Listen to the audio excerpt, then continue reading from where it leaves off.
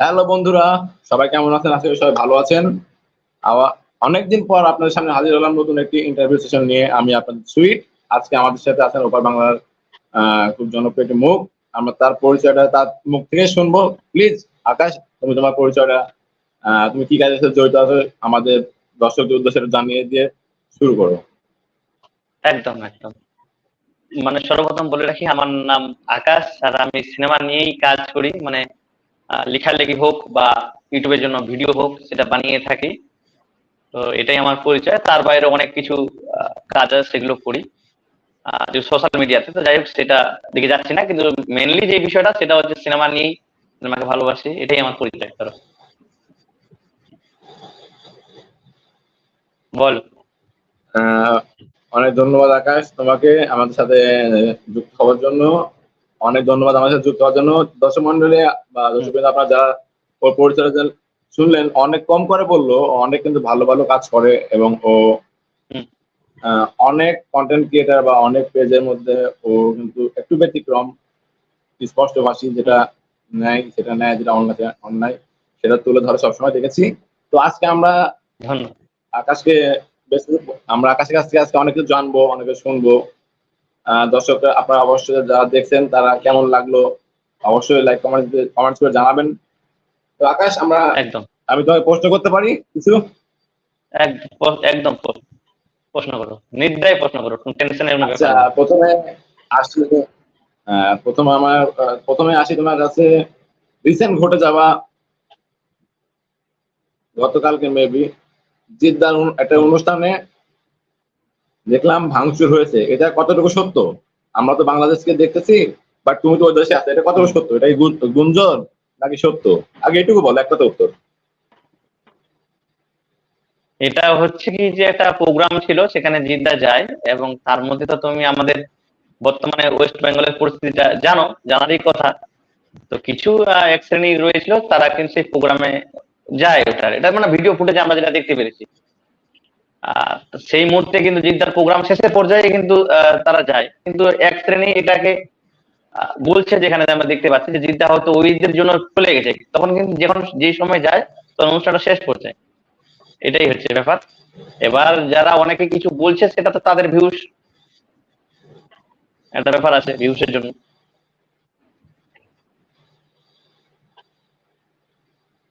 বলো।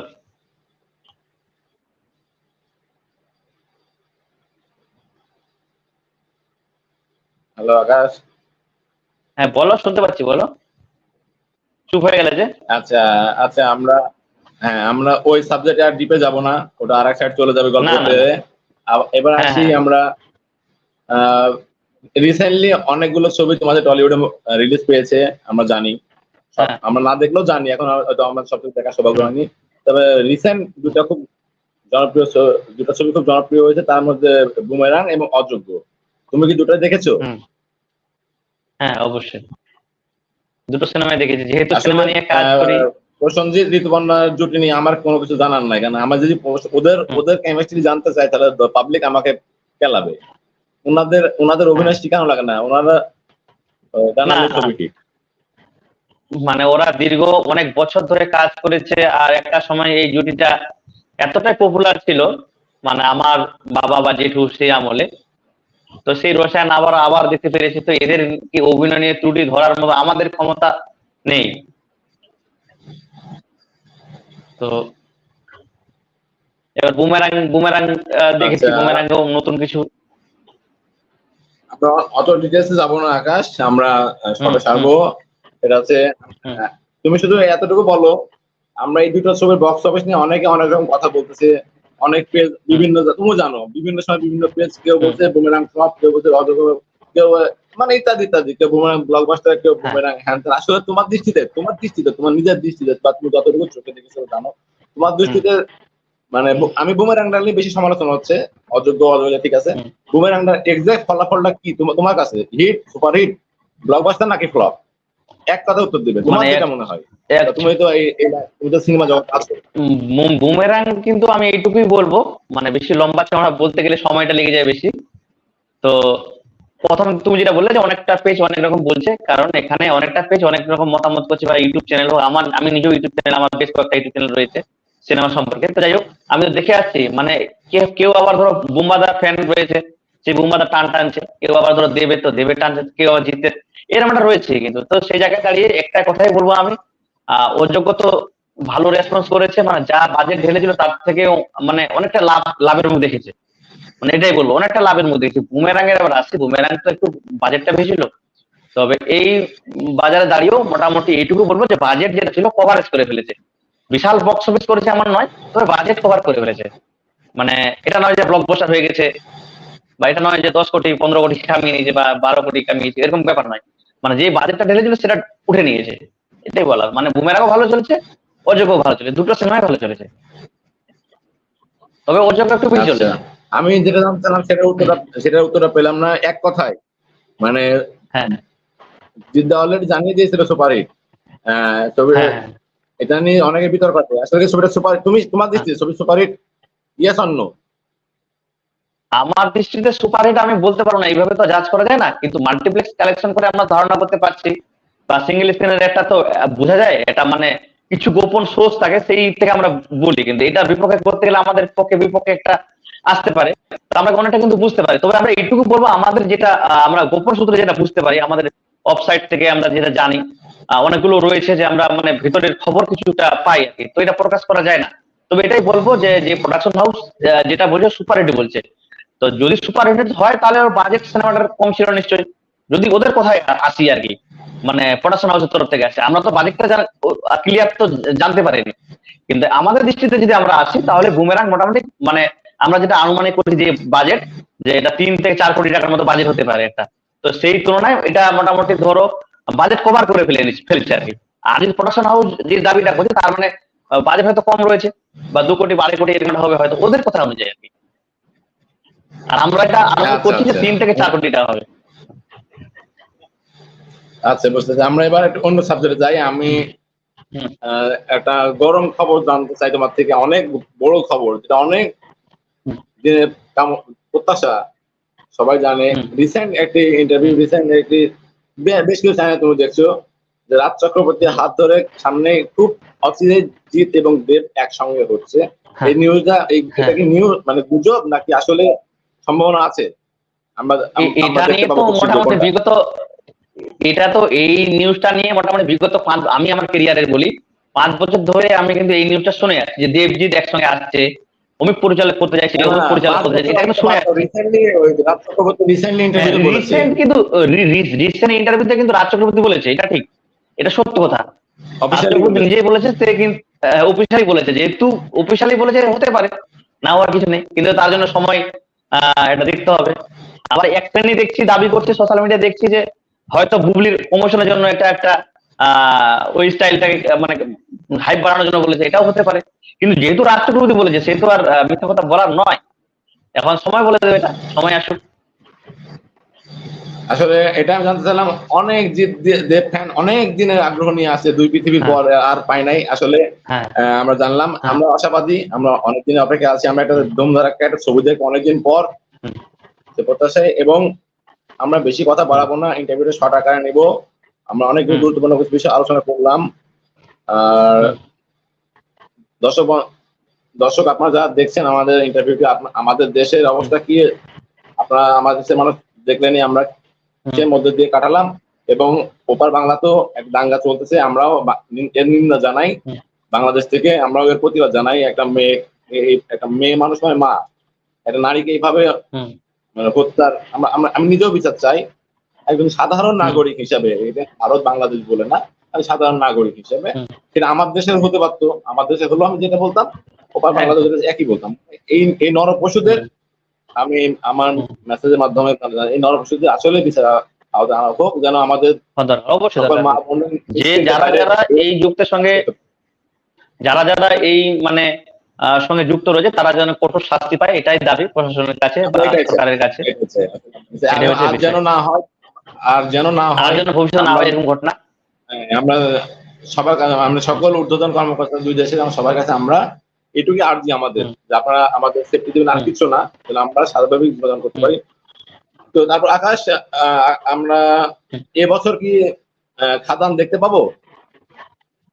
খাদান, হ্যাঁ, এই বছর হওয়ার আসার চান্স খুবই রয়েছে। খুব যদি ভুল না হয় তাহলে ক্রিসমাসের আসাটা খুবই পরিকল্পনা রয়েছে। মানে যেহেতু দেব অতুল রায় ছবিটি আসার কথা ছিল, তো সেটা আর হচ্ছে না। কারণ বিশেষ একটা ইন্টারভিউতে আমরা জানতে পেরেছি সিনেমার শুটিং এ শুরু হবে ধরো নভেম্বর মাস থেকে। তো সিনেমার শুটিং যদি নভেম্বর মাসে আসে তাহলে শুরু হয়, তাহলে দেব অতুল রায় যে ছবিটি এটা কিন্তু আসছে না, তাহলে খাদানটা ধারণা করাই যায় খাদান আসছে হয়তো।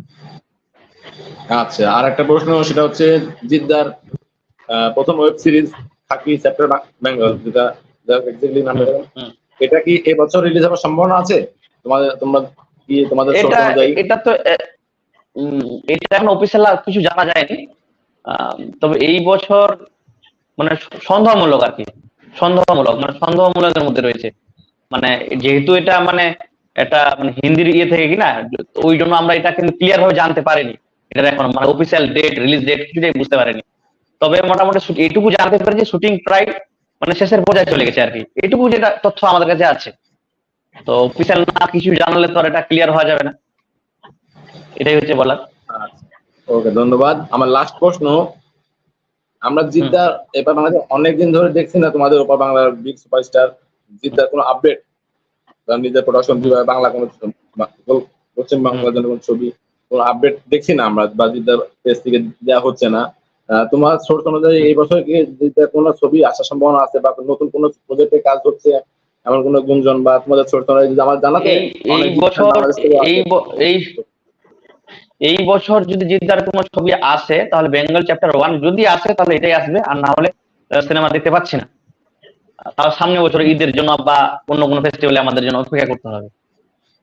মানে এটাই হচ্ছে খবর যেটা আছে। এই যদি এখন সিনেমা আসতো তাহলে তো আমরা এটা বুঝতে পারতাম। যদি আসে তাহলে বেঙ্গল চ্যাপ্টার 1 আসবে, না হলে আবার সামনে বছর। আচ্ছা, আমরা অনুষ্ঠান শেষ করব। হুম। এবার আসি একটু আমাদের হুম। বাংলাদেশের প্রশ্নে, লাস্ট প্রশ্ন। এতক্ষণ ভারতে ছিলাম, আমার হুম। বাংলাদেশ চ্যানেলটি যারা হ্যাঁ। দেখেন তারা ভাববে যে বাংলাদেশে আমি বাদ দিয়ে। তো তোমাদের আর পরিচয় করে দেওয়া লাগছে না, তোমার ওপার বাংলা এপার বাংলা দুই বাংলা জনপ্রিয় আমাদের বাংলাদেশে একমাত্র one and only megastar Shakib Khan. ওনার হ্যাঁ। খুব শীঘ্রই একটি ছবি সেপ্টেম্বরে রিলিজ হওয়ার ডেট ছিল, হয়তো একটু পিছাবে, দরদ, যেটা তোমাদের দেশে হুম। এবং আমাদের দেশে একসাথে রিলিজ পাবে, ওই প্যান ইন্ডিয়া দি বাংলাদেশ। হুম। তো তোমার কি মনে হচ্ছে দরদ কেমন রেসপন্স পাবে বা পাওয়া উচিত? এটা এটা তো এত অগ্রিম বলা যায় না, তবে আমি যে ট্রেলারটা বা টিজারটি যেমন দেখেছিলাম, তো ওইখানে মানে দেখতে পেরেছি মানে সাকিব খানের যেভাবে তাকে ইউজ করা হয়েছে মানে অন্য সাকিব খানের মতো, মানে একটা মানে চিন্তা থাকবে যে এরপরে কি হবে, এরপর কি হবে, এটা আমরা কিন্তু বুঝতে পেরেছি। আর যেমন আমরা অনেক বছর আগে একটা সিনেমা দেখেছিলাম অমানুষ বলে, এটা সোহমের, তো হ্যাঁ, ওই টাইপের কিছুটা মানে, হ্যাঁ মানে সোহমের ছিল ওই টাইপের কিছুটা পেয়েছি। তো সিনেমা না দেখলে তো ওটা বোঝা যাবে না, তবে আচ্ছা মনে হচ্ছে ভালো কিছু হবে। আচ্ছা আচ্ছা, ধন্যবাদ। তোমাদের শাকিব খান অনেক ছবি করেছে, নাকাব, নবাব, শিকারী, তারপরে হুম। আরো বেশ কয়েকটা, এবং লাস্ট হুম। তুফান। অনেক সিনেমা করেছে। আহ, মানে সে তো তোমার দেশের নতুন, মানে তোমার দেখা হুম। অনুযায়ী দর্শককে এক একটা ছবি এক একটা সময় এসছে, আগের থেকে কি শাকিব খানের মানে দর্শকের মানে হলে যাওয়ার সংখ্যাটা কি বাড়ছে, নাকি একটু কি ডেভেলপ হচ্ছে? একদিনে তো মানুষ ওপার বাংলা জয় করতে পারবে না, এটা আমরা জানি। না না, তার মানে জনপ্রিয়তা আছে, এখানে ডেভেলপে চাহিদা, দর্শক চাহিদা ডেভেলপ কি আগের থেকে কমেছে না বেড়েছে? এটা কি বলবো, এটা মানে তুফান সিনেমাটা তো দেখলাই, খুব যে, শুনতে পাচ্ছ? হম হম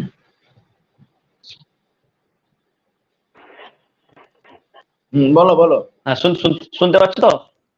হ্যাঁ, মানে শুনতে পাচ্ছি, বলো। দর্শকের চাহিদা বলতে কি, যত পর্যন্ত একটা সিনেমা হিট না হবে কিনা অত পর্যন্ত কিন্তু কোনো কিছু বলা যায় না। কারণ এটা না না না, কিন্তু আমার আমি প্রশ্ন ওটা করি নাই, অন্য মাইন্ডে নিও না। আকাশ, প্রশ্ন হ্যাঁ। আমি ওটা করি নাই, প্রশ্ন আমি ওটা করি নাই।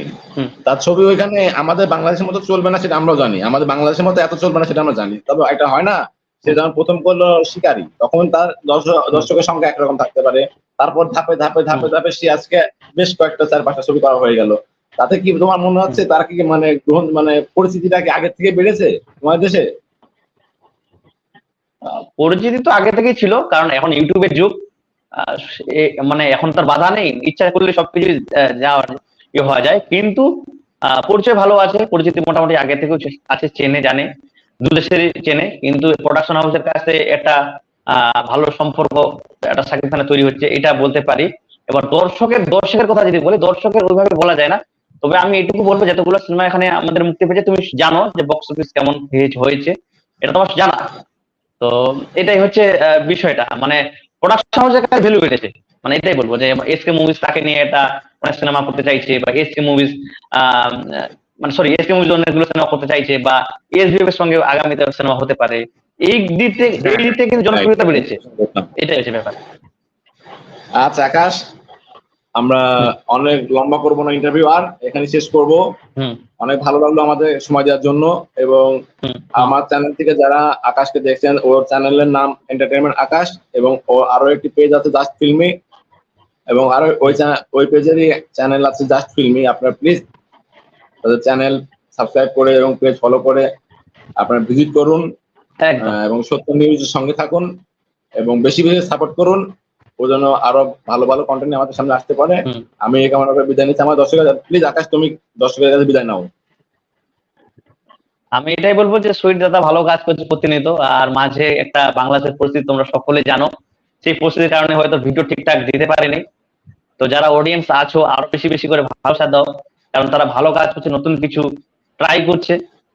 আর আমার পক্ষ থেকে যারা আমার অডিয়েন্স দেখছে, তাদেরকে এটাও বলবো যে সুইট দাদার চ্যানেলটি সাবস্ক্রাইব করে পাশে থাকো এবং সমর্থন করো। আর আমি শেষে এটাই বলবো, তোমরা সবাই সুস্থ থাকো, ভালো থাকো, আর পরিস্থিতি নিয়ন্ত্রণে এসছে, আর যেন কোনো রকম কোনো কিছু বা খারাপ সম্মুখীন যেন না আসে, বা দেশটা সেফটিতে থাকার একটা যেন চেষ্টাই করে, যে হয় না যে আহ হিন্দু মুসলিম উভয় মিলে এটা সম্প্রীতি বজায় রেখে বাংলাদেশকে নতুন ভাবে তৈরি করো, এটাই। আর সঙ্গে আমাকে সাপোর্ট করো, সমর্থন করো, ভালোবাসা দিও। আমাদের পেজের নাম তো বললো সুইট দাদা, এবং আমাদের ইনস্টাগ্রামও রয়েছে, আমরা জাস্ট ফিল্মে, সেখানেও পেয়ে যাবে আমাদেরকে, এটাই বলা। এই বলে আমি আমার মানে কথা শেষ করছি। তো ভালো থাকো, টাটা অনেক তাহলে। ধন্যবাদ আকাশ। আমি একটি কথা মিস করে ফেলেছি, আসলে কথা আমারও বলা উচিত। আমি একটু বাড়াই নিলাম সময়, 1 মিনিট। বন্ধুরা মাফ করবেন। হুম আমিও চাই একই কথা, যে ওপার বাংলা তো একটু মানে অশান্তির মধ্যে আছে, এটা বিশৃঙ্খলা আছে। আমি চাই খুব তাড়াতাড়ি আবার আগের মতো শান্তিতে ফিরে আসুক দুই বাংলা। বাঙালি মানুষ খুব শান্তি প্রিয়, আবার আবার বাংলা জেগে উঠুক, হুম আবার দুই বাংলা রমরমে কাজ হুম হোক, সবার সমাজ এন্টারটেনমেন্ট থাক। এবং আসলে আমি আবারও বলছি, এখনো বলতেছি, অনেকে অনেক গুঞ্জন ছড়াচ্ছে এবার বাংলাতে আসলে না। আমার কলিগ আছে হিন্দু, আমার পাশে আছে হিন্দু। আমরা কিন্তু আমি এখন সরাসরি বলতেছি, আমার এলাকাতে আমি যেখানে আছি, আমার আশপাশে অনেক ব্যাচমেট কলিগ হিন্দু আছে। আমরা কিন্তু ভাই ভাই, ভাই বোন। তো সুতরাং এই হুম, হিন্দু মুসলমান ভেদাভেদ না করে, বিভেদ সৃষ্টি না করে, আসুন আমরা সবাই একদম একসঙ্গে একদম। মিলেমিশে থাকি। আর দুই বাংলা আলাদা না, হয়তো বর্ডার থাকতে পারে, দেশ হিসেবে আলাদা, কিন্তু মানুষ আমরা মুসলিম হিন্দু কেউ আলাদা না। আমরা মিলমিশে একই, থাকবো। মুসলিমকে আমরা আঘাত করবো না, হিন্দু ভাইরা আমরা আগলাই রাখবো মুসলিমরা।